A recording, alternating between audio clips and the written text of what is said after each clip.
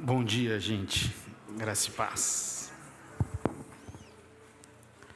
Hoje eu quero compartilhar a palavra com vocês.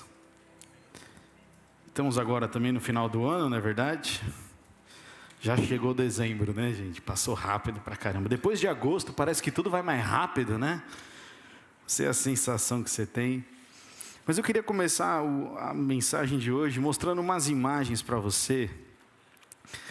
E eu queria, talvez, né, as imagens não vão contemplar todo mundo, né? Mas quantos aqui já sabem o que é nostalgia? Você sabe o que é nostalgia? O que é a nostalgia? É aquela sensação de, no meu tempo era melhor. Então, alguns têm essas imagens aqui, assim, ó. Alguém lembra dessas coisas aqui, gente? Quantos lembram dessas imagens? Falei, eu vi alguma coisa aqui, ó. A grande parte ali, ó. Isso aqui ali lá para os anos 70, os anos 80 aqui, né? Não que não tenha algumas coisas, né? Mas teve alguém que tentou ter um Black Power e não conseguiu, ou conseguiu, assim. Sabe quem sempre... Ah, você tá brincando, Ricardo. Você teve um Black Power? Jesus, aconteceu alguma coisa ali hoje. O Ricardo ficou careca hoje, o que aconteceu? Sabe quem sempre quis ter um Black Power, gente? O Rick. Sabe o Rick? Quando vocês encontrarem para ele, pergunta para ele. Ele sempre quis ter um cabelão assim. E aí cada uma imagem dessa vai... Se você assistiu esse desenho, se você teve esse quadrinho, se você viu esse Batman e esse Robin, pelo amor de Deus, você vai ter algum tipo de memória, certo? Te dá algum feedback, dá alguma coisa gostosa que você lembra, que você assistiu, dá um certo sentimento. Eu já sou mais dessas memórias aqui, ó. Essa já foi mais dos anos 90 ali, na é verdade? Eu nasci em 90, não é verdade? Eu lembro muito disso aqui, ó, do tazo. Vocês lembram do tazo? Alguém lembra do tazo? Na escola, a gente tacava um no outro, batia no olho das crianças, né? Meu primeiro MP3 foi esse aqui, ó, que plugava no computador para colocar música. Você tinha que baixar a música, não é verdade? Tem gente que nem sabe o que é isso. E CD, gente? CD. Se eu der um CD para a Olivia hoje, ela não sabe o que significa aquilo, né? Quem ligou 9090 do orelhão? Chamada a cobrar. Para aceitá-la, continue na linha após a identificação. Lembra disso? E aí você tinha que falar, você falava o seu nome para identificar? Falava alô. O Aquaplay, o Push Pop, não é verdade? A fita cassete é mais antiga, né? Mas tudo isso aqui, você lembra, dá um negócio chamado nostalgia. A nostalgia é um negócio, é uma forma química do que acontece dentro da nossa mente. É aquela ideia, naquele tempo era melhor. Ai, menos tecnologia, tinha mais contato. Então todo mundo fala que velho é nostálgico, não é verdade? Mas toda geração tem a sua cota de nostalgia. Tem ou não tem? Eu já virei nostalgia das coisas que eu vivi. E vai ter uma geração que vai ver inteligência artificial um dia como uma coisa nostálgica, quando começou. Toda geração acaba tendo a sua experiência de nostalgia. Mas a questão é que, era mesmo? Tudo que era passado no antigamente era melhor?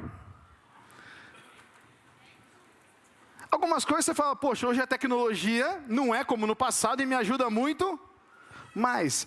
Mas tem gente que vai falar, não, mas o telefone discado era muito melhor.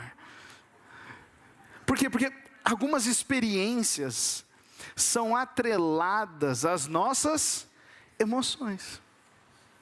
Então por mais que a gente tenha coisas novas que nos ajudaram e que nos ajudam, tem coisas que a gente olha e fica com saudade. E eu comprei durante a minha faculdade, durante os anos que eu estudei, eu comprei muito DVD, Blu-ray. Quando a gente casou, eu levei tudo para casa. Gavetas e gavetas, sacolas e sacolas de DVD e Blu-ray. Hoje você tem o streaming.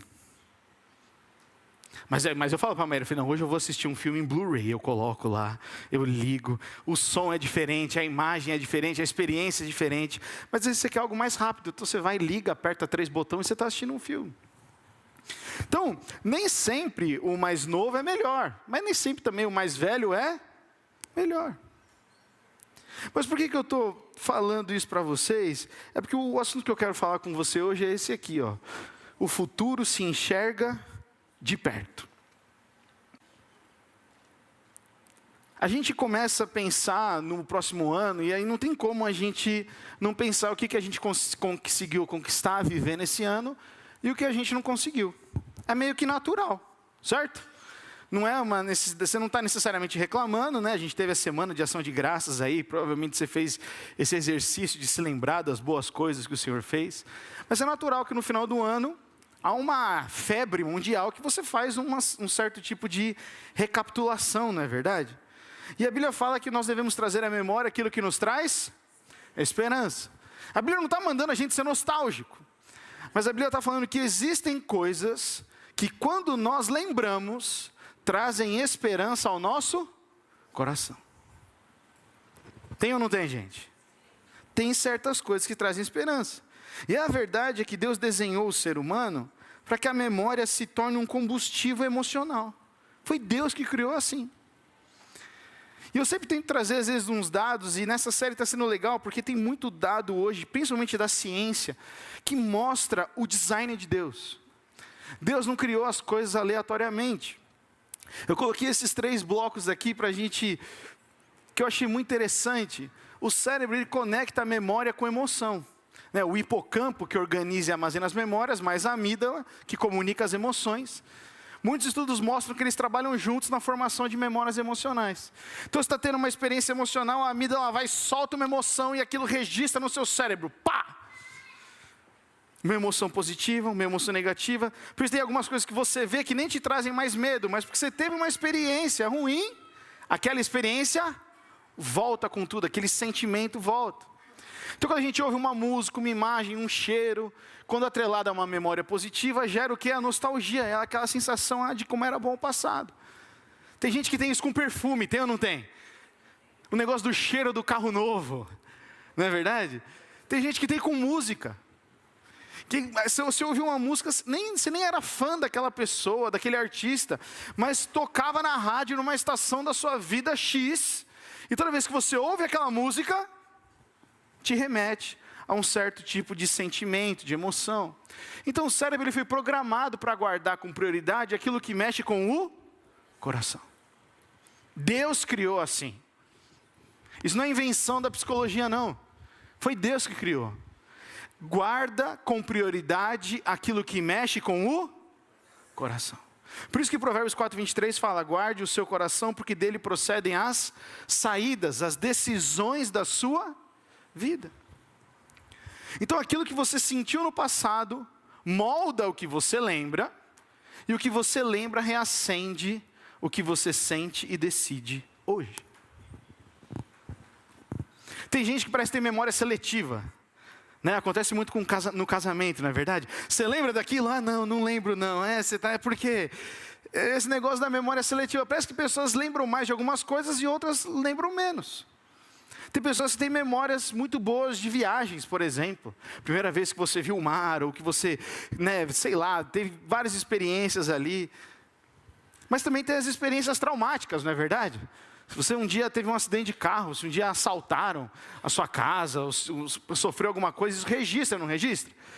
Eu lembro até hoje, que eu estava dirigindo um carro uma vez, na Moca, ali em São Paulo, e aconteceu um acidente brutal. Eu passei assim no cruzamento, e veio um carro do nada, assim, numa subida, e cacetou o carro no meio. O carro foi lançado na parede, na esquina, abriu os airbags. Cara, foi um caos.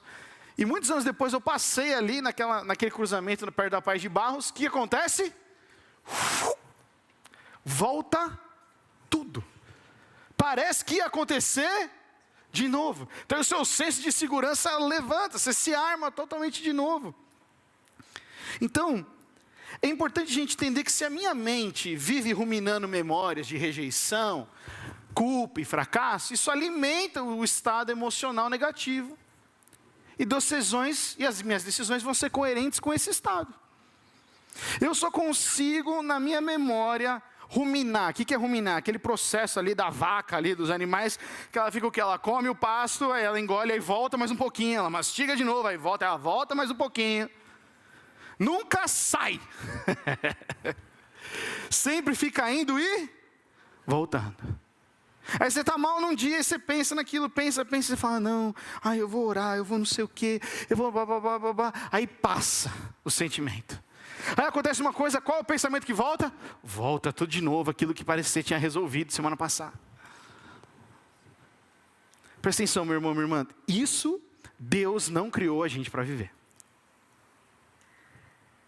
Posso ouvir um amém? Deus criou eu e você sim com memória. Mas Ele não criou a memória para que ela seja utilizada de uma forma que nos mantém escravos das nossas tristezas, dos fracassos, da culpa e da rejeição. Agora, se a minha mente é treinada a lembrar a graça, o cuidado de Deus, os livramentos, respostas de oração, isso alimenta a minha fé. Isso alimenta a esperança, isso alimenta a coragem. Mas eu queria que você se lembrasse de uma coisa, meu irmão, minha irmã. A sua mente e o seu coração é a sua responsabilidade. Você pode dizer isso? Vamos repetir isso na primeira pessoa? A minha mente e o meu coração são a minha responsabilidade. Jesus morreu na cruz, nos deu um novo coração, purificou a nossa mente das obras mortas, diz a palavra. E nos deixou o Espírito Santo. Agora o Espírito Santo não possui as pessoas e faça com que a gente delete coisas da nossa mente. O Espírito Santo, ele é o nosso amigo, que convidado a um relacionamento ao qual todos nós que cremos em Jesus podemos ter, ele dá um novo significado a essas coisas. São poucas pessoas que eu conheço que sofreram marcas e simplesmente conseguem apagar, têm uma amnésia sobre as marcas que aconteceram em sua vida. Mas aquelas que são verdadeiramente livres, elas lembram, mas aquilo não dói mais. Elas lembram, mas aquilo não as escraviza mais. Por quê? Porque esse é o poder que o Senhor tem de renovar a nossa mente. Mas essa é uma decisão que nós temos que ter, e a gente não fala muito disso, porque como a gente aceitou que a ansiedade, todo mundo tem um pouquinho, como a gente aceitou que todo mundo tem um pouquinho de certas doenças emocionais ou certas escravidões, o que faz? A gente convive com elas, e aí a gente transforma elas em parte da nossa identidade, coisa que Deus nunca criou para ser. Por isso, meu irmão, minha irmã, Deus nos deu a capacidade de lembrar. E essas memórias, elas não são arquivos mortos, elas são combustível no nosso tanque emocional. Quando lembramos o que Deus já fez, isso enche o nosso coração de esperança para continuar. É Ele que nos deu a capacidade. E eu quero ler esse texto com vocês hoje. É só esse versículo, na verdade, é o texto de Isaías 33:17. O profeta está dizendo no meio de uma declaração para o povo de Israel. E nesse momento o povo de Israel, eles estão cativos, eles estão aprisionados, escravizados. E aquele povo já tinha provado a bondade de Deus. Aquele povo que está no cativeiro, eles em si, aquela geração já tinha provado a bondade. E não só eles tinham provado, como também eles ouviram as histórias do que Deus tinha feito anteriormente. Aquele povo não era um povo que desconhecia Deus. Mas eles estavam num momento difícil, sem esperança. Eles não conseguem olhar para o futuro com esperança. Eles não conseguem olhar para o futuro onde eles seriam realmente livres. Eles pensam assim: essa é a realidade. Nós vamos ser escravos para sempre. Os nossos filhos vão nascer escravos e vão ser eternamente escravos. E então em Isaías 33, é um texto ao qual aponta para Cristo em várias coisas e fala da realidade do povo. O profeta diz assim: Israel, os seus olhos verão o rei em seu esplendor, e vislumbrarão, e vocês vislumbrarão o território em toda a sua extensão.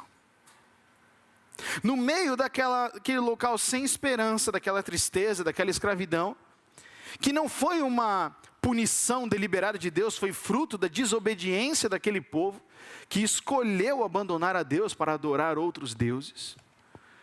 Há uma promessa de esperança, e Isaías é um profeta de muita esperança para aquele povo. Muita esperança. Esse texto está mostrando isso, ele está falando: Israel, vocês precisam ver o rei em seu esplendor, Vocês precisam ver o rei em sua formosura, em sua beleza. Então depois que vocês verem o rei, quem é esse rei, gente? Jesus. Não é Saul, não é um rei humano, o rei é Jesus. E o contemplarem pelo que ele é, ou seja, adorarem por aquilo que ele é, vocês vão vislumbrar e enxergar o território adiante. Ou seja, vocês vão vislumbrar e enxergar o futuro e as promessas. Então, para gerar esperança no coração, Deus não se utiliza de uma promessa vaga. Ele revela claramente o que precisa ser feito para que haja esperança. Eu quero focar nesses dois trechos desse versículo, meu irmão, minha irmã. Os seus olhos verão o rei em seu esplendor, é a primeira parte. E a aplicação para a gente é isso: os meus olhos precisam ver a beleza de Cristo. Pensa num casamento, gente. Uma cerimônia. Todos nós já estivemos numa cerimônia de casamento, não é verdade? Os olhos estão sempre voltados para quem? Para a noiva, sim ou não? Tem um momento, entra todo mundo, tem todo aquele ritual. Ninguém espera uma noiva feia. Espera uma noiva feia, gente? Alguém espera uma noiva com o vestido rasgado? É assim que se espera? Essa é a expectativa de um casamento? Vocês estão aqui, gente, sim ou não? Não é essa a expectativa do casamento.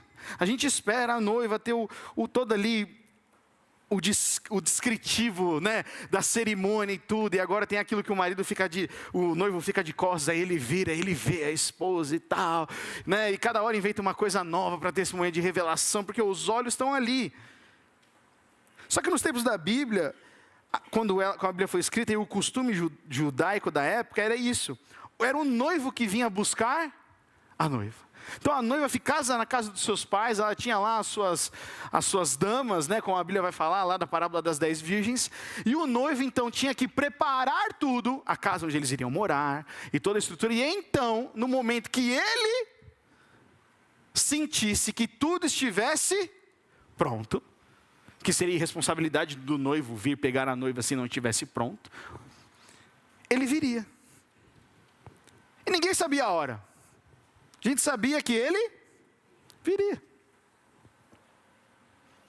E a Bíblia diz, né, que Cristo é o noivo, vai vir buscar a sua igreja, que é a noiva, e juntos festejarão a unidade eterna no banquete com o Pai.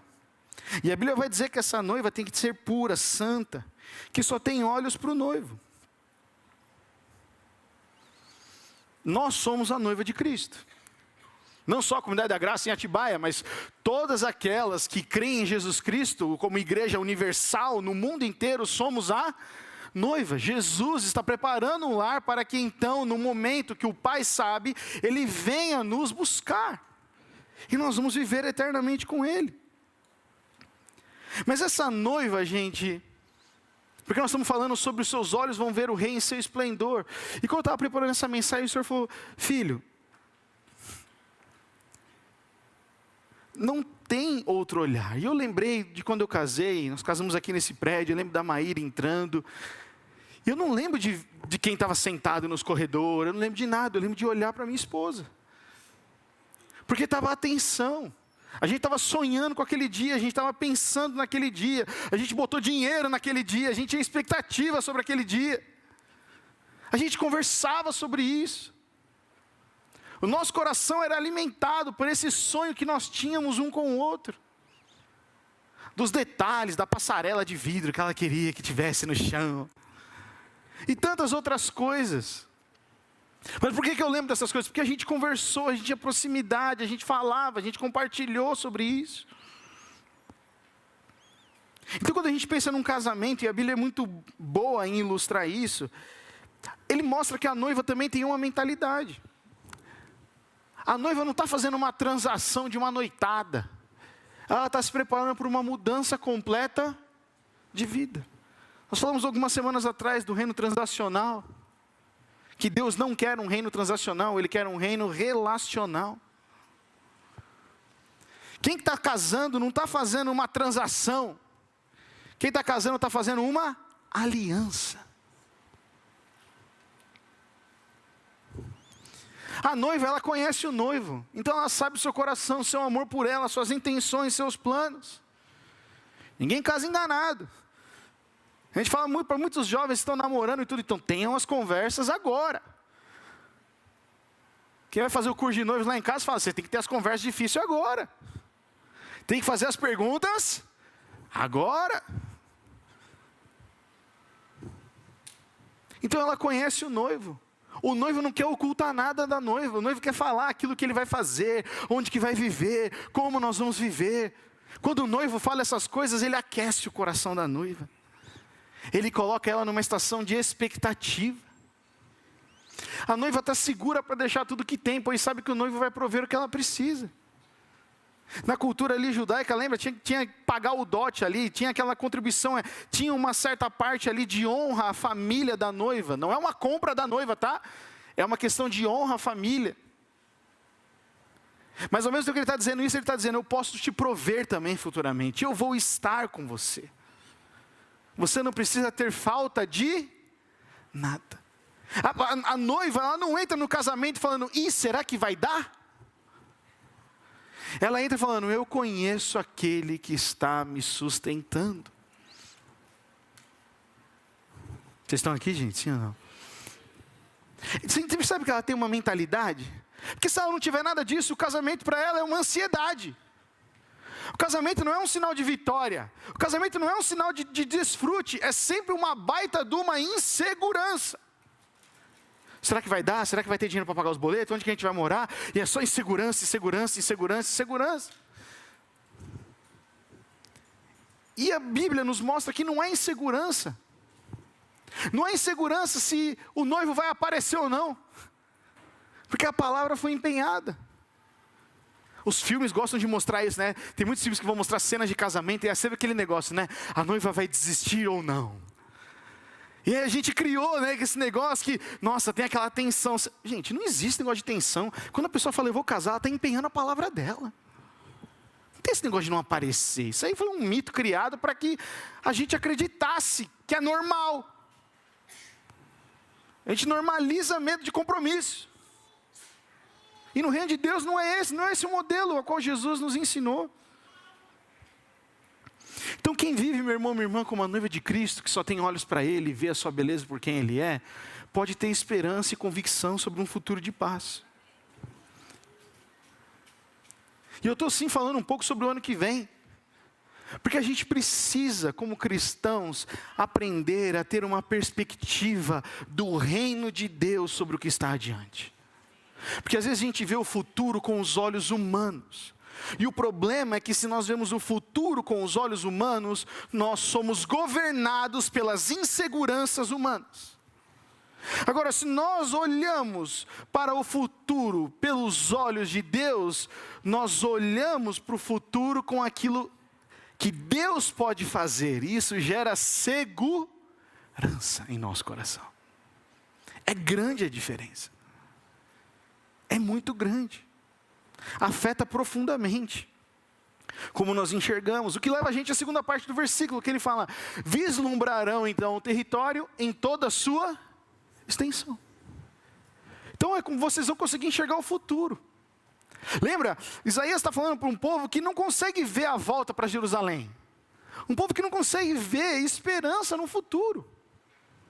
E ele está falando, se vocês verem a Cristo, vocês vão enxergar o futuro.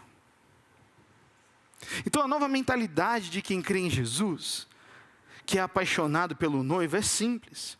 Eu só posso enxergar o que Deus tem para mim através do noivo. Ele se tornou autoridade sobre a minha vida.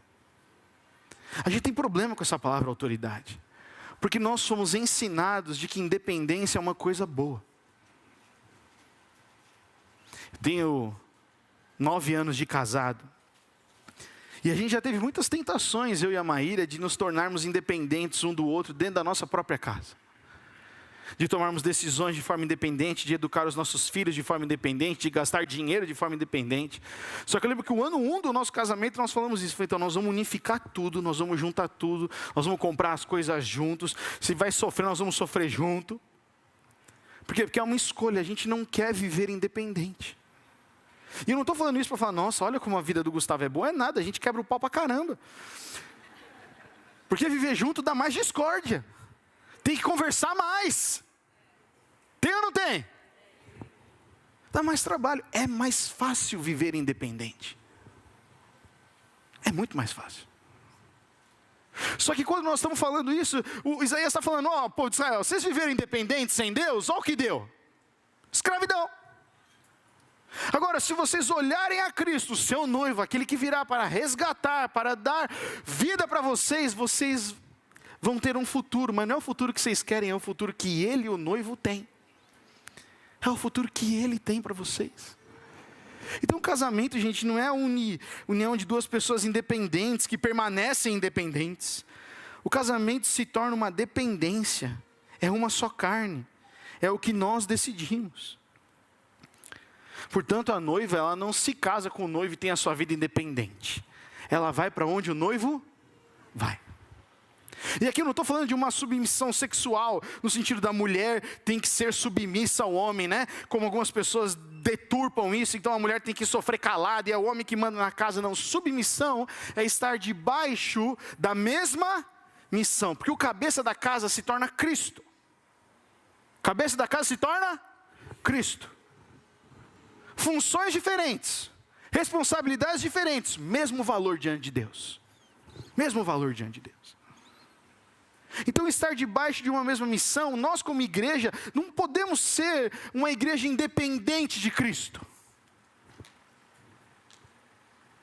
Cristo está falando, eu tenho um mundo para ganhar, eu tenho uma missão para cumprir, eu tenho pessoas para amar. E você fala, eu vou ficar aqui como noiva só desfrutando das bênçãos. É incoerente. O noivo, que é o nosso Jesus Cristo, a Bíblia fala que nós vamos desfrutar de belezas, de prosperidade, de alegria, de bênção, de cura. Quantos creem nisso? Mas não é sentado recebendo, é junto com o noivo na missão que o noivo tem. É junto com ele. É estranho quando você vê uma pessoa hiper envolvida e o cônjuge daquela pessoa sem fazer nada. Parece que é uma disparidade. Porque às vezes a gente gosta de viver independente. Porque a independência alimenta os vícios do nosso coração.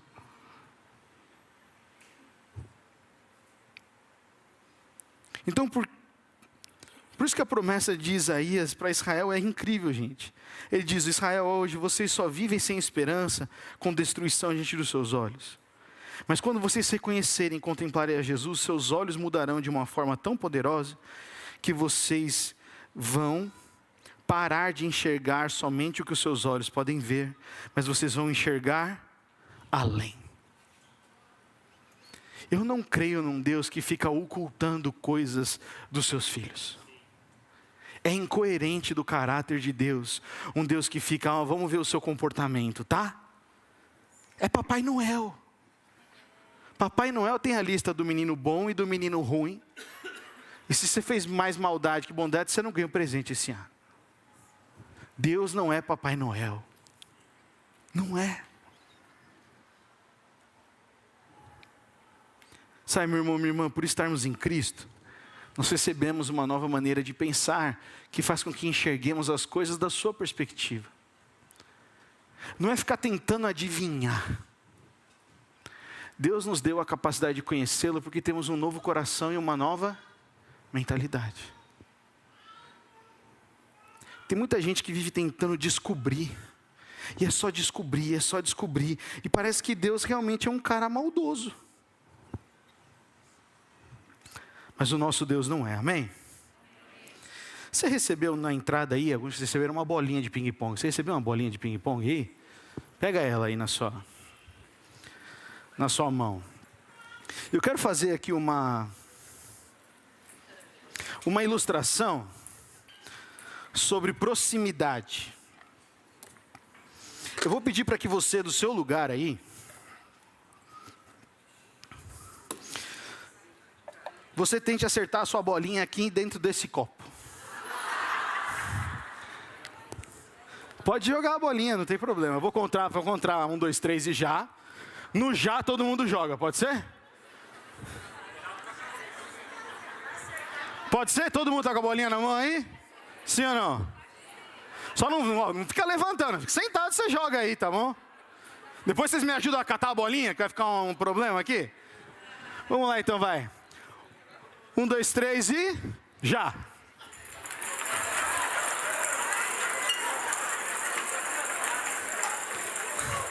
Olha! Ah, Rafael, você está jogando várias, Rafael, é uma só. O cara está jogando a dos outros aí, olha. O pessoal, 1, 2, 3 e já, ninguém entendeu, né? Tem um pessoal jogando depois, né? Olha aí, ó. Era no 1, 2, 3 e já, gente. Olha, ó. Nem os que estão perto estão conseguindo aqui. Peraí, não é? Olha! Foi quase, hein? Foi quase. Acabou as bolinhas agora, olha aí. É no 1, 2, 3 e já. Olha, foi. Eu até joguei aqui pra frente pra ficar mais fácil pra gente poder colocar, não é verdade? Agora segura as bolinhas, se não jogou, você segura, senão a gente vai ficar aqui tacando bolinha o resto do culto aqui. Não é verdade? E, gente, entrou alguma? Não. Difícil também, sim ou não? Lógico. Mas tem bolinha pra caramba aqui também, não tinha não? Mas ninguém conseguiu, gente. A não ser eu. Mas por que eu consegui? Não é porque eu sou um melhor jogador de bolinha do que você? Não. É só porque eu estou perto. Eu estou próximo. Você e eu, meu irmão, minha irmã, a gente só consegue enxergar o futuro que Deus tem para a gente se a gente estiver perto de Jesus. Essa é uma ilustração só para a gente mostrar, sabe por quê? Glória a Deus. Eu vi isso de um pastor na internet, e ele fez esse negócio, eu falei, Senhor, é verdade. Não é sobre a nossa capacidade de acertar. É sobre a gente estar perto. Porque às vezes a gente trata o nosso relacionamento com Deus assim.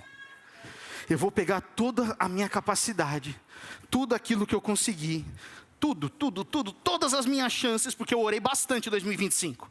Então 2026 eu vou, né, sacar tudo que eu orei. E eu vou ficar tentando.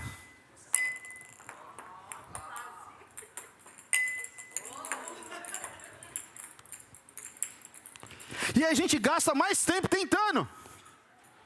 Será que a gente podia chegar perto e com uma só tentativa? Uma só. Mas isso não é uma tentativa de tipo, você só tem uma tentativa para falar com Deus, para pedir algo para Deus. Não, meu irmão, minha irmã.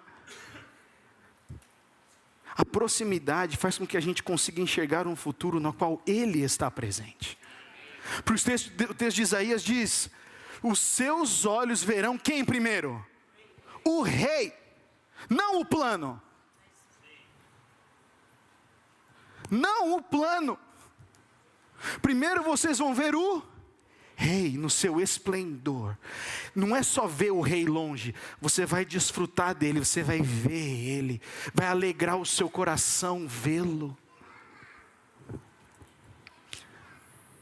E aí então, porque vocês estão vendo a Jesus, vocês vão conseguir enxergar o futuro. Às vezes a gente gasta muito tempo tentando descobrir a vontade de Deus para as nossas vidas, tentando descobrir para onde nós iremos, para onde Ele vai nos levar. Isso às vezes é tão desgastante. Eu já vivi assim muito tempo. Porque às vezes a gente está interessado numa resposta e não na presença. Quem quer só uma resposta está no reino transacional. Quem quer a presença... E gente, não se engane, a presença traz resposta, amém? A presença traz resposta. Só que você não fica tentando. Você sabe quando é a voz de Deus. Jesus falou lá em João 14, as minhas ovelhas conhecem a minha voz. Não é um chute. Acho que essa é a voz de Deus. Eles conhecem. Isso gera ansiedade, gente, confusão, porque a verdade é que a gente não quer descobrir a vontade dele, mas queremos saber se ela nos agrada ou se ela concorda com o que nós queremos para a nossa vida. E aí a gente fica tentando, será que Deus quer isso? Não tem. Se passar um carro vermelho na rua, agora é. E aí a gente fica pedindo sinais para Deus. Mas não são sinais como prova daquilo que Ele já te falou, mas são sinais para ficar testando a Deus. Sinais que ficam testando a Deus, testando o seu caráter. Eu já tive várias vezes, um momento que eu ouvi o Senhor falar comigo no meu coração, eu falei, Senhor, mas isso é uma coisa muito ousada. Senhor, confirma isso no meu coração. E eu tive outras pessoas que chegaram e confirmaram textos que o Espírito Santo me lembrou. E aí isso é uma coisa, entende? Você confirma algo que o Senhor já falou com você. Eu não tinha dúvida que era Deus falando comigo. Eu só precisava de um boost de ousadia. Outra coisa é você falar, não tenho relacionamento com Deus, mas se Deus quiser, vai passar 3 carros vermelhos na porta. Está entendendo a diferença? Não se faz isso com Deus. Deus não é obrigado a ficar respondendo à nossa falta de fé. Mas Ele responde à nossa fé. Ele responde à nossa fé.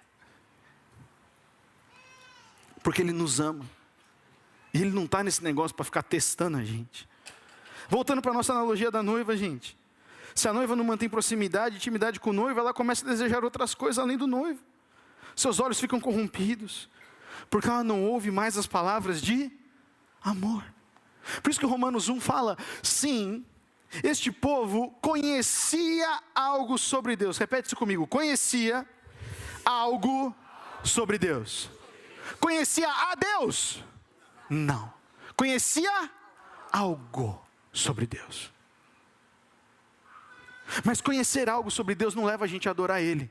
Que é o que o Paulo diz, ó. Eles conheciam algo sobre Deus, mas não adoraram, nem lhe agradeceram. Porque quem conhece algo sobre Deus, nem agradece, nem adora. Por que eu vou adorar alguém que eu não conheço? Agora, quem conhece, adora, você entende? Não tem como. E aí o Paulo fala, em vez disso, porque eles conheciam algo sobre Deus, eles começaram a inventar ideias tolas, e com isso a sua mente ficou obscurecida. E esse era o povo de Israel. Depois eles se frustraram por não terem conseguido o que queriam. O povo de Israel abandona Deus para conseguir algo que Deus não tinha para eles naquela estação, porque eles eram imediatistas. E aí então o povo se afasta de Deus e vai começar a adorar aqui, ó. Fui atrás dos nomes: Baal, foi para o Egito, foi para Astarote, Moloque, Quemos, Dagon, Marduk, Nergal. Não faltava Deus naquela época. Foram atrás de todos. Por que tem tanto, gente? Cada um por uma necessidade do que eu quero agora. Só que eles não voltavam para aquele que os amava. Porque nenhum desses deuses amava Israel. Amava Israel. Nenhum Deus que existe nesse mundo ama você como Jesus ama. Mas por isso que é tão importante a gente aprender a ouvir a voz dele. Por isso que a falta de intimidade com Deus faz com que inventemos ideias tolas sobre ele. E com que a nossa mente fique obscurecida e confusa. Porque a gente olha todas essas oportunidades perdidas, cada uma dessas bolinhas, e a gente começa a criar, Deus tem os escolhido mesmo, né? Só uns realmente conseguem, né? Isso é mentira. Repete comigo, isso é mentira. Deus ama todos de maneira igual, porque o amor de Jesus Cristo na cruz foi o bastante para redimir todos aqueles que creem nele. Todos. Mas quem tem mais intimidade, percebe mais. Não é que Deus não está fazendo, mas quem tem intimidade percebe mais. E não fica com a mente obscurecida nem confusa. Por isso que o que sustenta a intimidade é o amor. A banda pode subir aqui. Não é um amor físico, gente, mas é um amor que é revelado nas verdades faladas da boca de quem tem uma aliança.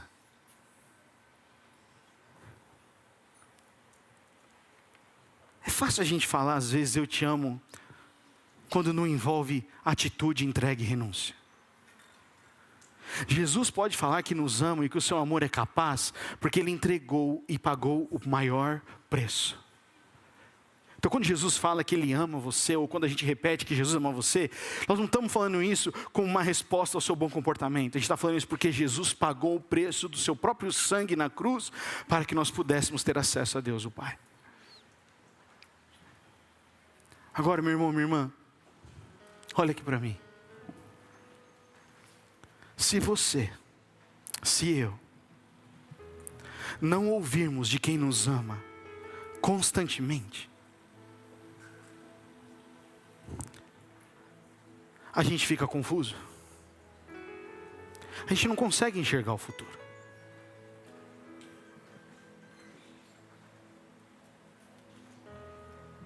Eu lembro que eu aprendi isso um dia numa conversa com meu pai, também tem lá no curso de Casados e Felizes, se eu não me engano.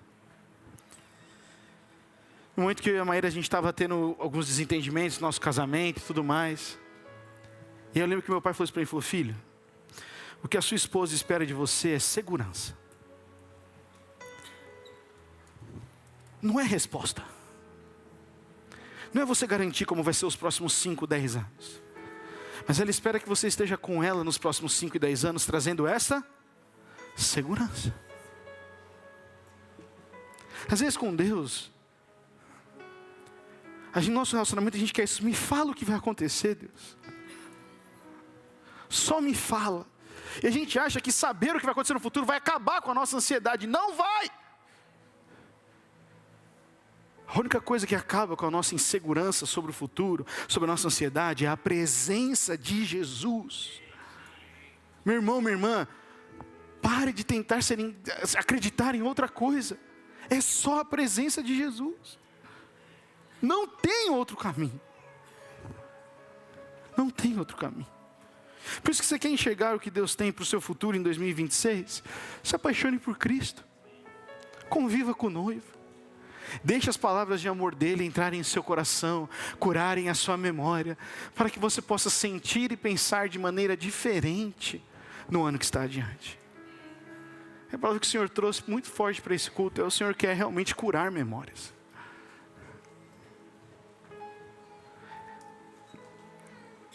Tem pessoas, meu irmão, minha irmã, e se for você, eu não estou te acusando, mas eu quero te dizer que se há essa palavra hoje liberada, é que o Senhor quer curar e libertar. E cabe a você responder a isso. Tem pessoas que deixam que as suas memórias passadas se tornem a sua identidade. O que eu quero dizer com isso? Preste atenção. O que falaram de mim no passado, naquela estação, é quem eu sou hoje. E o que eu sou é por conta do que falaram para mim no passado. A única pergunta que eu faço para você é: e Cristo? Não há nenhum pecado que o sangue de Cristo não seja mais poderoso. O que as pessoas falaram nas nossas memórias dói. Foram fortes, mas não é mais poderosa do que o sangue de Cristo. E hoje que nós vamos celebrar a ceia, não dá para tomar a ceia falando: eu sou isso que disseram para mim no passado. Você não é. Você é o que Cristo diz que você é, meu irmão, minha irmã. Mas para de ruminar esse lixo. Para de ruminar o lixo. E eu lembrei hoje no louvor, eu lembrei dessa imagem. Muitas vezes nós vivemos dessa maneira aqui. Ali estão as pessoas aqui, não sei se vai dar para ver aqui. Você tem as pessoas com o mundo olhando, e está olhando esse grande super-homem aqui, tá vendo, gente? Tá vendo? É o super me, é o super eu. E é isso que as pessoas veem. Só que por trás tem todos os nossos vícios, todas as nossas inseguranças, toda a nossa dor. E a gente aqui, dentro de uma caixinha, manipulando tudo. E aí você vê uma criança aqui conseguindo enxergar a verdade. E a gente está lá fazendo um esforço para projetar algo. Isso é desgastante. Eu aprendi isso com o pastor David Gibbons. E quando eu estava no louvor, eu lembrei disso. Ele fala isso. enquanto nós cobrimos a nossa dor, e você pega essas suas memórias, essas coisas que fizeram contra você, e você cobre ela, é só sua. É a coisinha que você guarda no seu coração. Só que essa coisinha você não guarda só no coração, certo? Se der um problema, você vai arremessar na cara de alguém. Normalmente na cara de alguém que você ama. E vai machucar. Eu aprendi isso com o pastor David. Ele fala, toda vez que você descobre a sua dor e confessa para ser curado, tem que confessar. Não é explicar, não é justificar. Eu só tenho essa atitude por causa do que fizeram isso. Porque você faz, não é confessar. Eu confesso que isso que eu estou sentindo e pensando é errado. Doeu, mas eu sei que é errado. Israel precisava disso. Porque quando você vê Cristo, você vê as suas imperfeições, então você confessa. Quando a gente confessa, ele fala isso, você abraça a sua dor. Abraçar a sua dor não é você ficar revivendo ela, mas você falar assim, ela faz parte da minha vida. Ela faz parte da minha história. Eu não escolhi isso, não escolhi passar por isso, mas ela faz parte da minha história. Mas quando a gente faz isso, essa dor, o Espírito Santo tem esse poder de dar um novo significado a ela. Eu lembro da missionária Edmeia Williams falando sobre o testemunho dela. E ela fala, eu não sei se eu estou confundindo agora, ela foi vítima, né? Ela era para ter sido abortada, não era isso? Eu não me lembro agora, falhou minha mente aqui. Eu lembro que a missionária Edmeia Williams, ela falou isso. Ela falou que ela era um bebê não desejado. E ela cresceu muito tempo da vida dela ouvindo isso. Mas ela, no coração dela, ela escolheu e falou assim, eu não vou crer nisso. Eu vou crer no que Jesus disse para mim. Eu nasci sim numa família disfuncional, é verdade, eu sofri todas essas coisas, mas eu sei aquilo que Jesus fez por mim na cruz. E é então, a dor que a gente fala assim, faz parte da minha vida, mas ela não define a minha identidade, torna-se um guia. Como, Gustavo, que a minha dor se torna um guia? O Espírito Santo faz assim, ó, a sua dor e a sua marca não é a tua identidade, mas aquilo que você passou vai te ajudar a você viver uma vida com propósito, porque tem outras pessoas passando pela mesma dor que um dia você passou, e você vai poder ajudar elas. Por isso que se torna no final um presente, se torna um dom. Eu passei, eu sofri, eu sei, mas Jesus é maior do que essas coisas. E aquilo que eu passei hoje vai ser utilizado para eu servir outras pessoas. Porque isso é o que a Nova Mente faz. Ela não fica reclamando do que aconteceu no passado. Ela fala, Senhor, aquilo que eu tenho, o Senhor pode usar para a honra e glória do Teu nome. Eu creio que o Senhor quer nos curar nessa manhã. Você pode ficar em pé no seu lugar, meu irmão, minha irmã. Obrigado pela sua paciência, sua atenção. Mas eu quero que você agora não se desconecte, e você, com seus olhos fechados. Eu quero que você se lembre daquilo que fizeram com você para você reviver. Mas eu quero que você entenda que nos planos de Deus, o próximo ano vai ser um ano melhor do que foram os últimos. Isso não é papo de coach, não é papo para fazer você fazer alguma coisa. Não, é porque essa é a vontade de Deus. Ele tem este coração. Mas o ano que vem vai ser melhor porque Ele vai estar mais presente. Não porque nós vamos conquistar alguma coisa. Porque nós vamos cantar agora, nós vamos adorar, nós vamos tomar a ceia, nós vamos orar. Mas antes disso eu quero que você feche seus olhos. Coloque a sua mão no seu coração. E eu quero te convidar, sabe, meu irmão, se você talvez precisa ser curado nessa manhã. Você precisa que Jesus seja o caminho pelo qual você vai decidir enxergar o seu passado, mas também o seu futuro. Feche seus olhos, fale com o Senhor agora.